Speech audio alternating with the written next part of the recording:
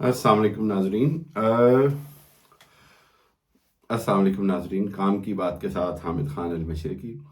नाजरीन, कराची में हल्का 240 का जो इंतखाब हुआ है,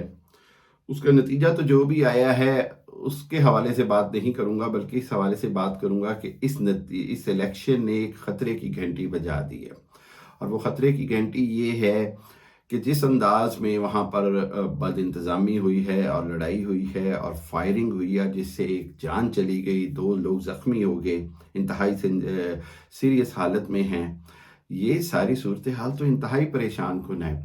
और ये मैं इसलिए इस पर आज बात कर रहा हूँ कि मैं ये समझता हूँ कि अगर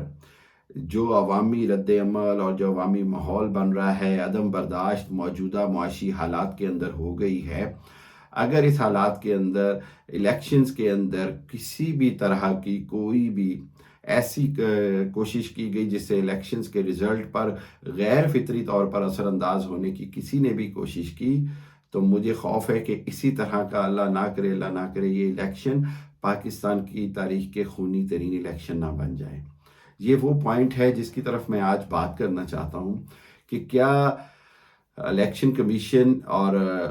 मुख्तलिफ इदारे जो हमारे सिक्योरिटी के इदारे हैं, क्या वो इसलिए के लिए तैयार हैं और क्या वो ये बात समझ रहे हैं कि अब अवाम जो है वो किसी भी सूरत गैर फितरी तौर पर किसी भी तरह की मनूवरिंग को कबूल नहीं करेगी और इलेक्शन का रिज़ल्ट जो है वो अवामी ख्वाहिशात और उमंगों के मुताबिक होना चाहिए। अवाम ये बात जानते हैं कि किस हलके में किसने किसको वोट डाला होता है, किस हलके में कौन किस तरह से ताकतवर होता है। ये पाकिस्तान की सियासत के अंदर कभी आरटीएस बैठता रहा, कभी वोट निकलते रहे, कभी बैलेट पेपर्स के पूरे पूरे बॉक्सेस बदलते रहे और कभी जनाब नताइज जो हैं वो 2-2 दिन तक ताख़ीर से आते रहे। ये सारा कुछ माजी में होता रहा, लेकिन आज हल्का 240 का इलेक्शन और उसमें होने वाली बदइंतज़ामी और अफसोसनाक वाक़यात इस बात की निशानदेही कर रहे हैं और इस बात की तरफ इशारा कर रहे हैं कि अब अल्लाह ना करे अगर किसी इलेक्शन में कोई ऊपर नीचे करने की गैर फितरी तौर पर नतीजा बनाने की कोशिश की गई, तो उसके नतीजे में अवाम जो हैं वो बहुत मुश्तइल हो सकते हैं, सूरत हाल काबू से बाहर हो सकती है और ख़तरनाक सूरत हाल के अंदर हम भी जानते हैं, आप भी जानते हैं कि वो कौन अनासिर होते हैं जो इसका फ़ायदा उठाना चाहते हैं और कौन अनासिर हैं जो इस फ़ायदे के साथ साथ इस फ़ायदे को मज़ीद प्रोलॉन्ग करते हैं। हमने देखा कि कहीं 90 दिन के लिए इलेक्शन का वादा किया गया और 11 साल तक इक़्तिदार में रहा गया और कहीं आकर एहतसाब का नारा लगाया गया और फिर 10-11 साल तक इक़्तिदार पर कब्ज़ा रखा गया।